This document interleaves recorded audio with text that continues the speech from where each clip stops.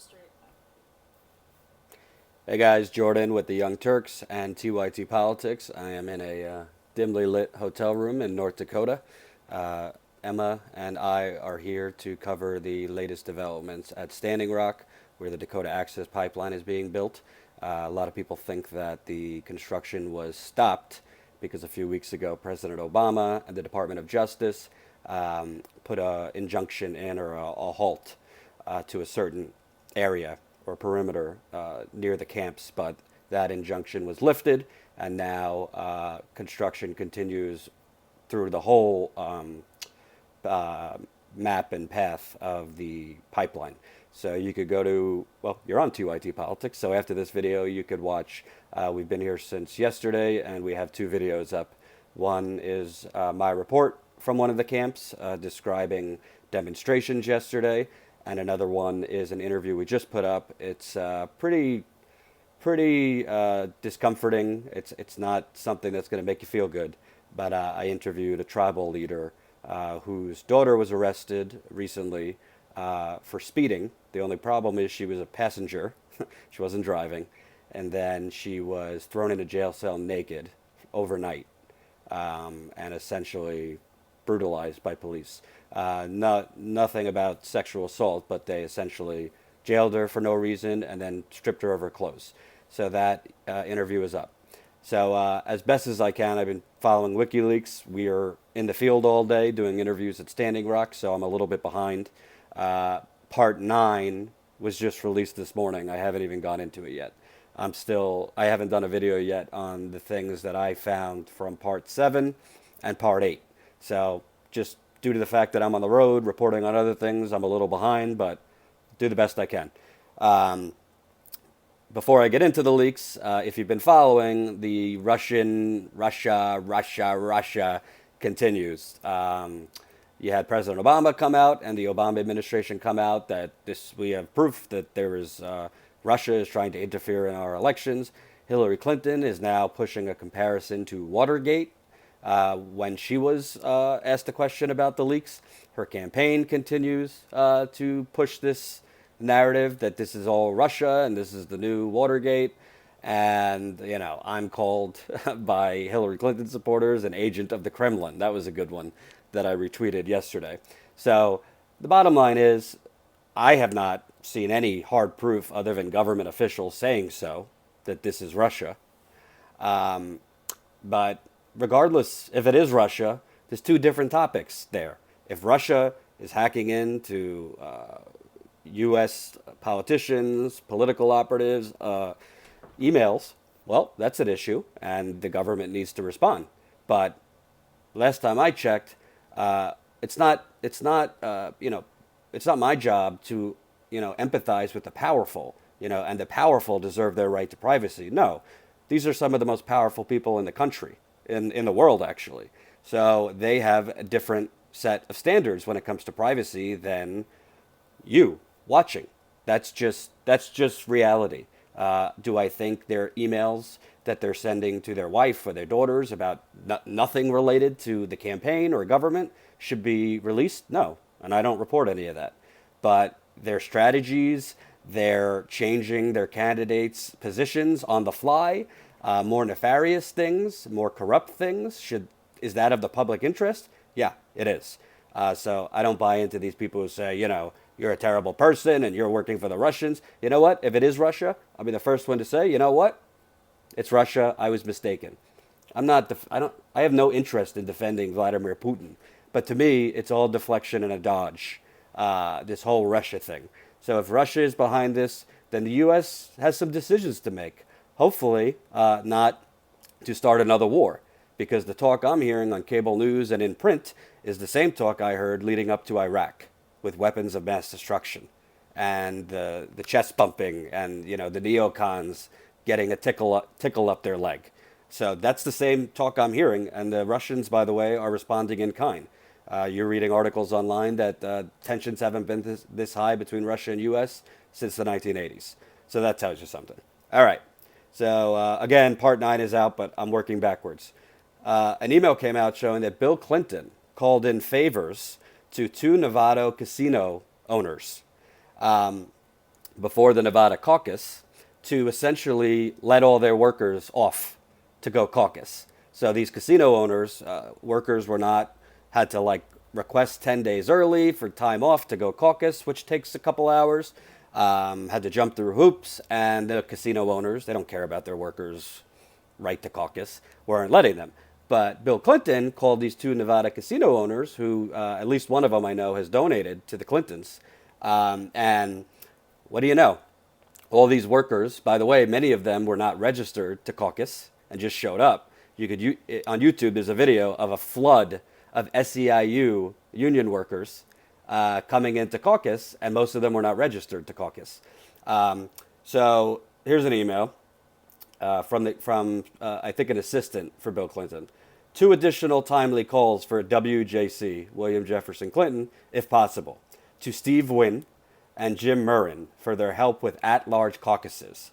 The asks, Steve Wynn and Jim Murrin, one I believe owns a lot of the MGM casinos. The other one, I don't know which casinos he owns. The ask of the at-large casino is to extend paid hours from 1 to 2, provide a box lunch for your workers, provide greater flexibility for employees to give later notice / intent to participate in the at-large caucuses.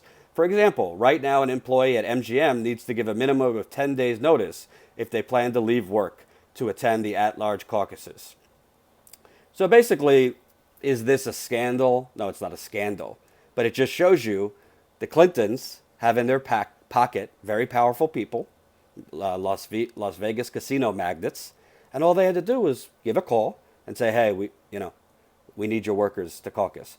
These were SEIU union workers. So SEIU endorsed Hillary Clinton. As we know, just because a union endorsed candidates doesn't mean the workers necessarily endorse them. A lot of time the union heads make unilateral decisions for the workers. But a lot of these SEIU workers that Bill Clinton asked their bosses to let go caucus showed up to the caucus in I'm with her shirts. So you make of what you want from that, but Bill Clinton called in a favor to his casino friends to get their workers to go caucus for Hillary Clinton. So that was from part 7. Moving onward. I thought this one was kind of funny, actually. So Univision's owner, Chaim Sabin, he's, I think, either the top or the second donor to Hillary Clinton and Bill Clinton over their careers. He owns Univision, big media mogul. So he emailed Podesta, basically saying, you need to kind of go harder, roll up your sleeves on Bernie Sanders. So, and come up with a line that's, quote, however crisp, easy to grasp, emotion triggering one-liners are much more compelling for the majority of voters. Quote, you are against super PACs, right? I don't like them either. Okay, please come clean with the American people and explain ... So this is advice he was giving Hillary Clinton on one-liners she could say to Bernie Sanders. He continued, a simple arrow to the heart and the brain and up his butt. So this is Univision, who, by the way, held a town hall, I believe, or held some, I remember because I went to it earlier this year. I don't know if it was a town hall or something with Hillary Clinton and Bernie Sanders. This is their owner telling the Clintons, who donates to the Clintons, to shoot an arrow through Bernie's heart, brain, and up his butt. Benefit of the doubt, I don't think he was literally advising them to shoot an arrow up Bernie Sanders' butt. Because not only would that be scandalous, but that's a little disgusting. I mean, poor Bernie. But, I mean, you can't make this up. And we've seen it in these emails. I mean, the media is in the complete tank for Hillary Clinton. And when I attempt to start Twitter wars with them, which you know I love to do, nothing to see here. Nothing to see here. Oh, you're a Bernie bro. Oh, move on, Jordan. And I think the problem is when you have media, and Glenn Greenwald wrote a terrific piece at The Intercept about this. You should read it. I don't remember the headline. It's one of his last pieces. Either the first piece or the second piece you'll find under his name on The Intercept. The problem is the media, because this stuff is not particularly that surprising to them, because they're so numb and comfortable with the corruption found in these emails, since personally No news. It's not news to them. They don't think it's news to actual viewers. They don't think it's of value to tell their viewers this information because to them, oh, this is just the way things are done. And that's a disservice to viewers because just because you've been in the Washington game for 20 years or the media game for 20 years and this stuff isn't, this is just how the sausage is baked or how the cake is baked, your viewers don't know that. And they should be paying attention that there's a populist outrage against Washington insiders, against this sausage baking, against the media being complicit in this. Another reason the media says nothing to see here is because a lot of the media are indicted and mentioned in these emails. Onward. So that was attacking Bernie Sanders behind. We go forward with, I'm just going through my Twitter, so give me a couple minutes here. Ba, ba, ba, da, da, da. Oh, so this one was great. Really great. So WikiLeaks released 3 more speeches Hillary Clinton gave to Goldman Sachs. I think this one was from 2013, if I recall. So Clinton said with Dodd-Frank, let me get the exact wording here. Yeah, so she said, and with political people, again, I would say the same thing. You know, there was a lot of complaining about Dodd-Frank, but there was also a need to do something for political reasons. If you were an elected member of Congress and people in your constituency were losing jobs and shutting businesses, and everybody in the press is saying it's all Wall Street's fault.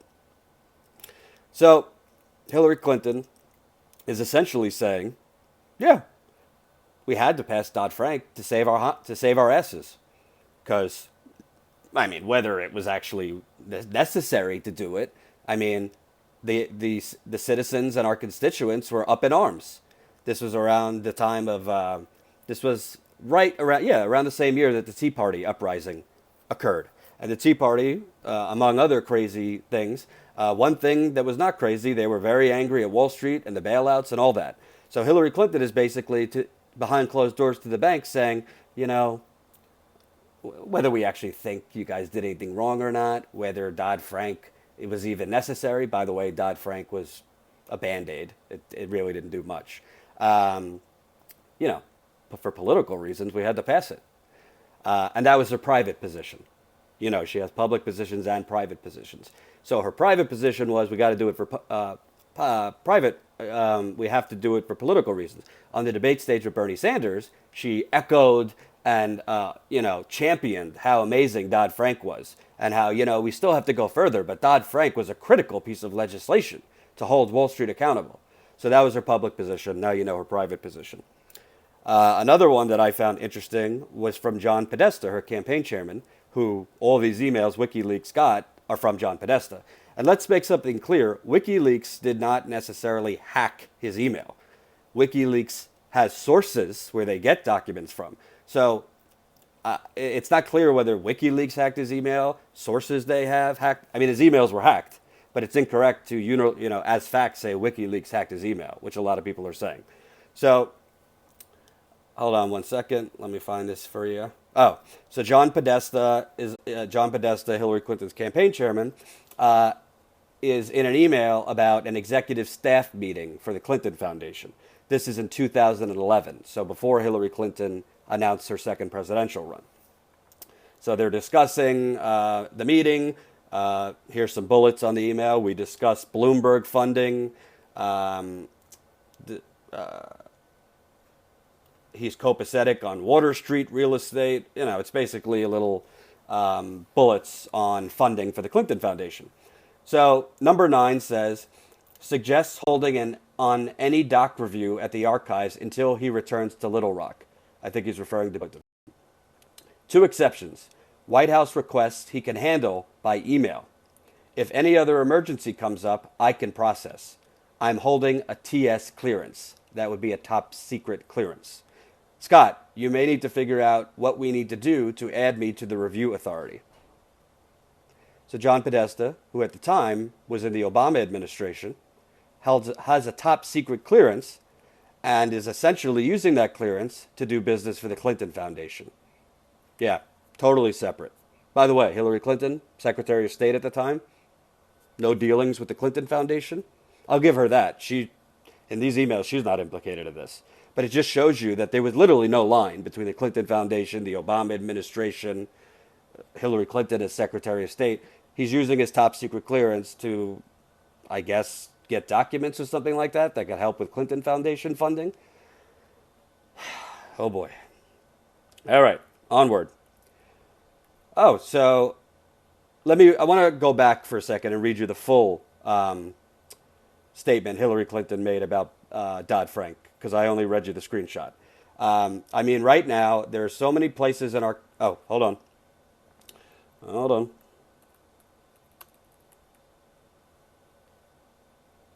Dodd-Frank.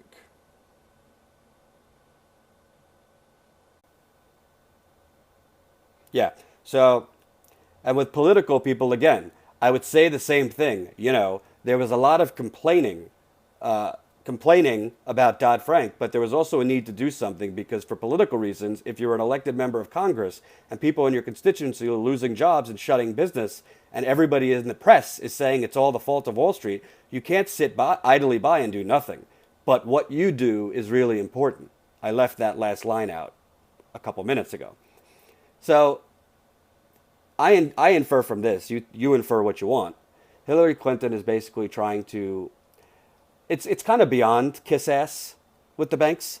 She's kind of just trying to play like jujitsu and basically say, like, listen, just because it was passed, it doesn't mean we actually really think it's necessary or actually truly believe in it.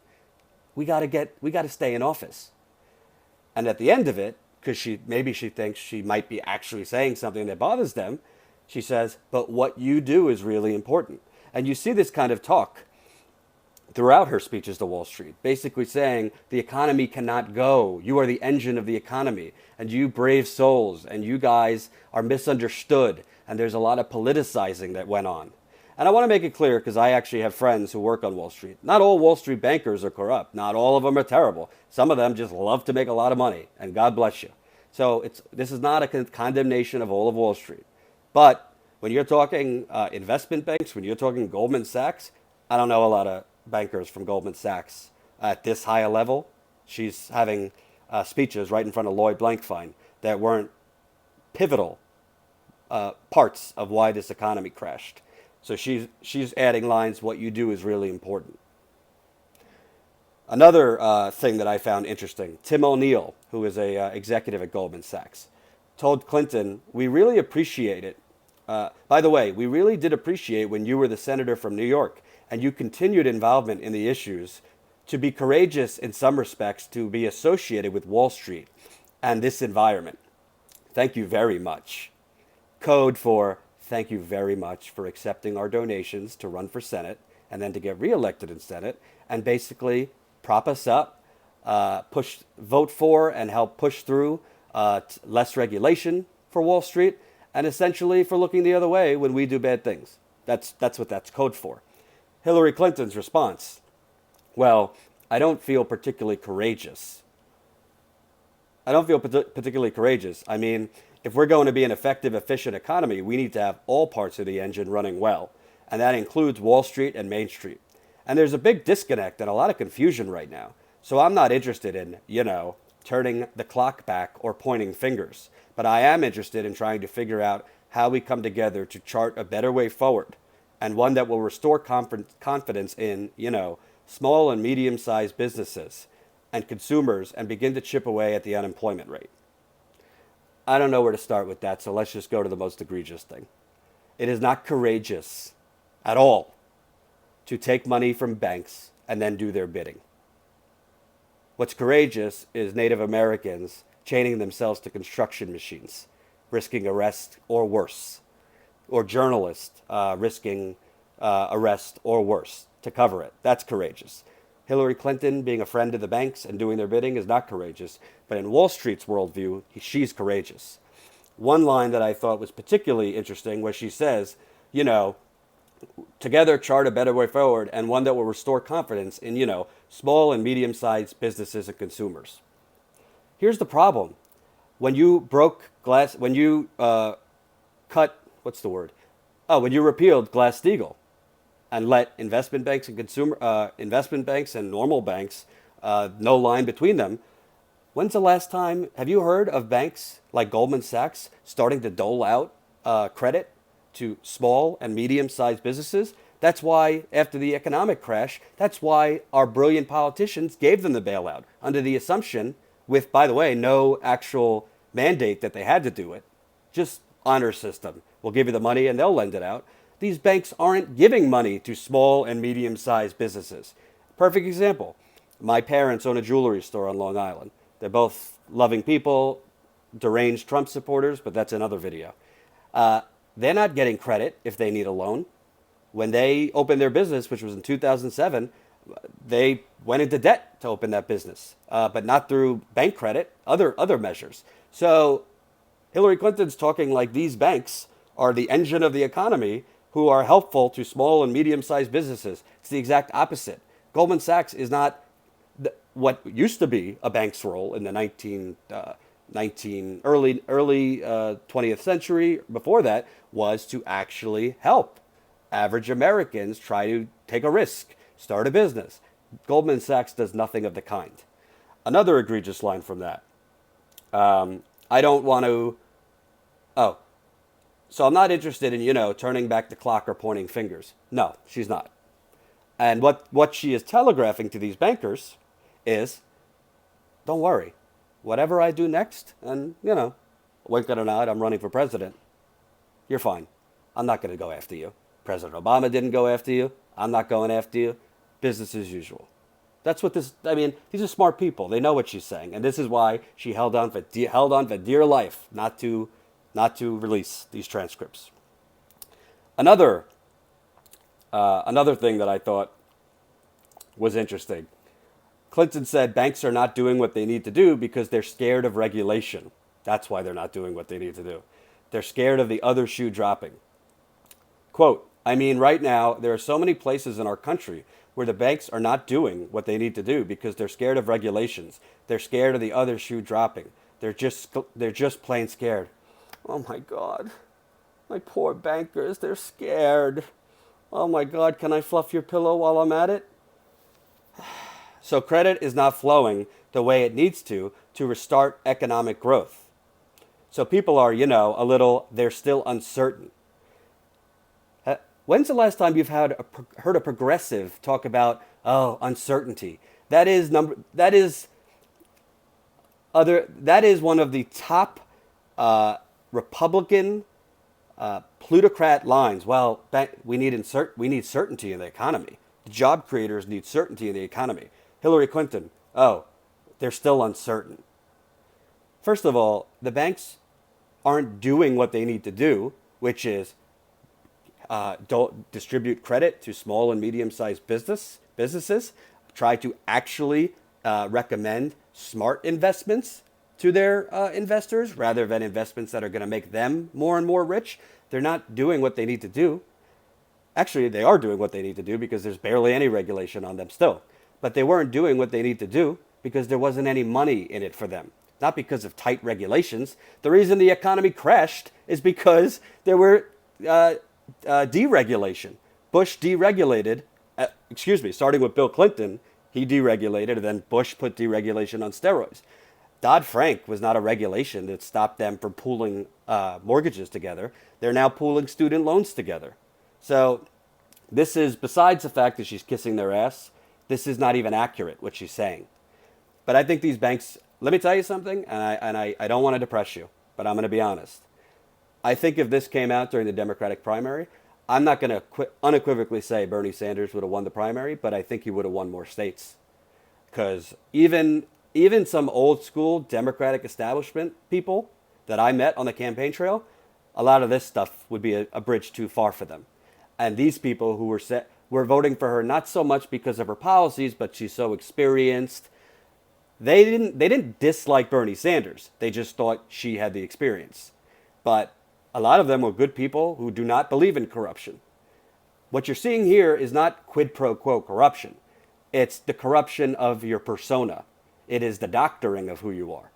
And I think if this would have came out, I don't know a better politician who could have riffed off of these speeches at a debate and really just demolished her. And then the press would have had no choice but to spotlight this, assuming at the time there wasn't, 25 women coming out against Donald Trump, which I haven't been following, but by my last count, there's 9 women who have come out accusing him of sexual assault. Okay, so moving onward, and I'm going to speed it up here because we got to go to Standing Rock. This one I thought was probably the worst thing I've seen, actually. One of the worst things I've seen in all of the emails. So Hillary Clinton, speaking at a private speech, was talking about the Keystone XL pipeline and environmentalists. Quote, it's symbolic and it's not going to go away. She was talking about the Keystone. They're all hanging on to it. So, Bernie Sanders is getting a lot of supports from the most radical environmentalists because he's out there every day bashing the Keystone pipeline. And, I'm not into it for that. My view is I want to defend natural gas. I want to defend repairing and building the pipelines we need to fuel our economy. I want to defend fracking under the right circumstances. I want to defend, new, modern, after modern, it's inaudible. I want to defend this stuff. And, I'm already at odds with the most organized and wildest. They come to my rallies and they yell at me and, all the rest of it. They say, will you promise never to take any fossil fuels out of the earth ever again? No, I won't promise that.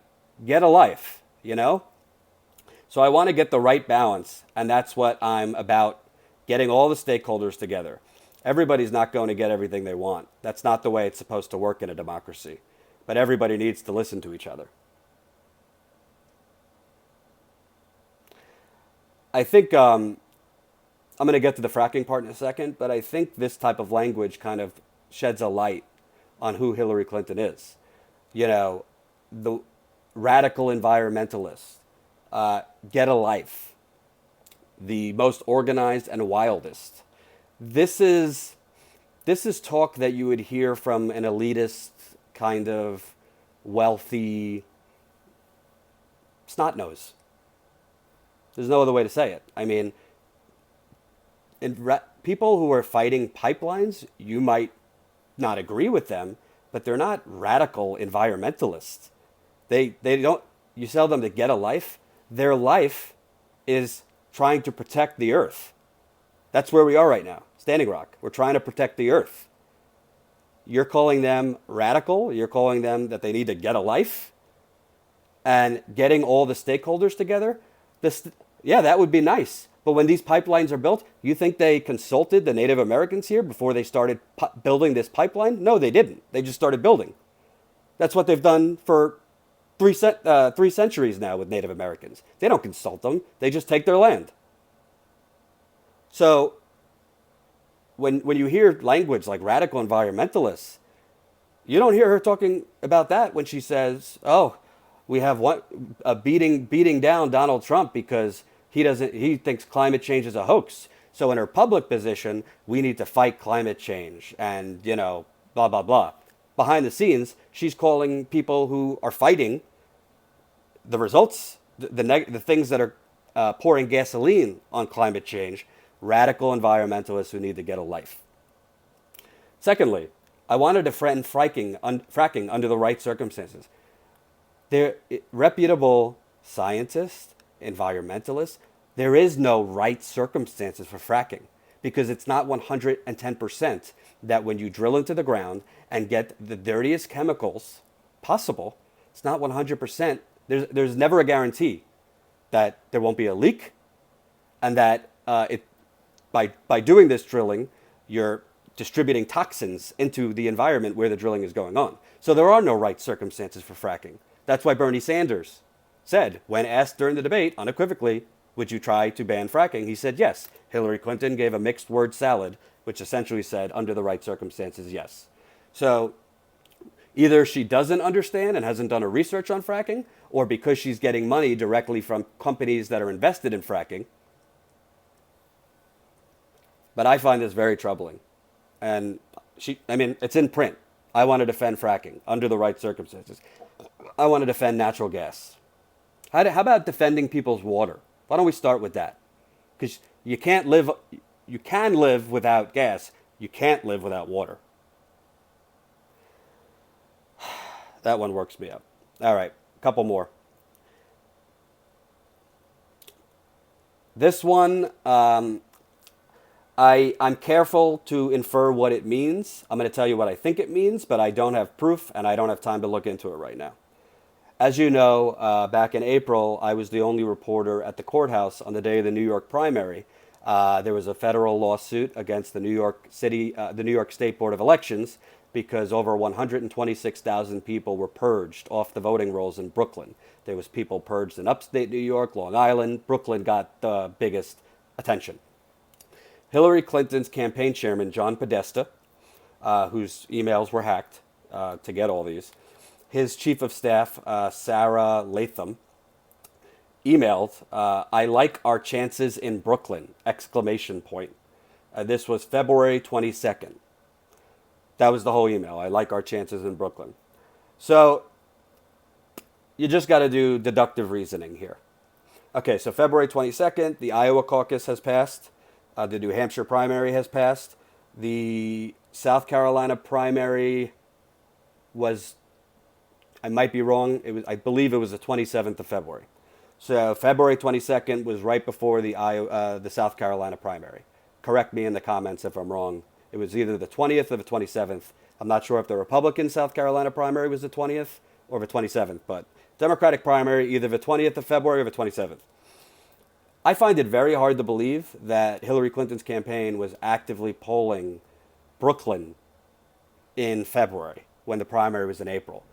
Super Tuesday was March 1st. So February 22nd, they're focused on South Carolina. They're focused on Super Tuesday states, which were, I believe, like 10 to 12 states. So I can't really imagine that what they're talking about in this emailing is they've seen a poll that Brooklyn is doing, she's doing well in Brooklyn. I can imagine that they had information that over 126,000 people, that's the documented number. I've heard as much as 140, 150, were they had information that there was this purge. And by the way, the purge did not happen on primary day. The purge actually happened in 2015. That's when the Board of Elections found out about this purge. They sent out letters to homes. But, you know, you're sending out letters to houses that you've been purged. Some people aren't at that address yet. Some people don't get the letter, whatever it is. And if you didn't respond, you were just off the rolls. The Board of Elections, and I covered the New York State election fraud and the voter suppression and the purge heavily for weeks, if you followed my reporting. I saw up close how corrupt New York State government is. There's no doubt in my mind that the Board of Elections or people high up in the New York State government alerted Hillary Clinton's campaign way before the New York primary that these people were purged in Brooklyn. And if you don't know, Brooklyn is where Bernie Sanders was born.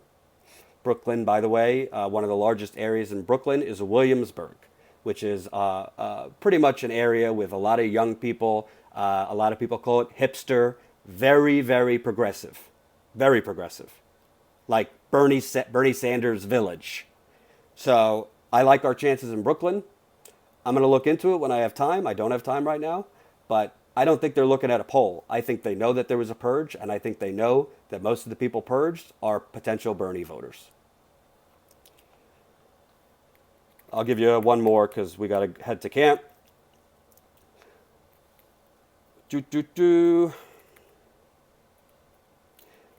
Oh, I found this one interesting.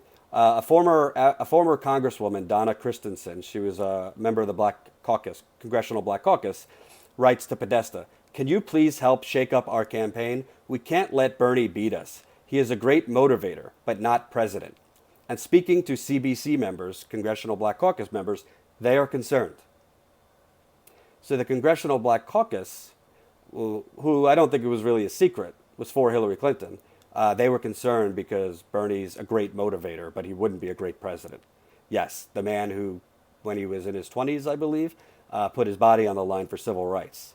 He wouldn't be a great president for black people's needs. Another email I found in part 8 was, I don't think it's scandalous, but I do think it shows you how Hillary Clinton's campaign feels about the Black Lives Matter movement. Let me find it here. So, the founder of Black Lives Matter, her name is Alicia. Let me find it. Alicia Garza. She did an interview with NPR, I believe, where she criticized Hillary Clinton. Alicia said, "I don't have a reason to be. It's trying to allow multiple perspectives. To be fair, no change in this country has ever happened merely by changing laws. And it was disappointing, quite frankly, to hear former Secretary Clinton use that language because certainly an accurate view of history shows us that we are always in a direct dialectical relationship between changing culture or changing hearts." There's more to it. Hillary Clinton's, an aide for Hillary Clinton just responded to that. Yuck. Is it scandalous? No. But no, Black Lives Matter, the founder of Black Lives Matter basically says Hillary Clinton is wrong for saying that you can only change the country by laws. And they respond, yuck. There's other stuff throughout the emails about Black Lives Matter. And I want to show one more thing, and then I'm done. Hillary Clinton, there's been a lot of media complicit in these emails.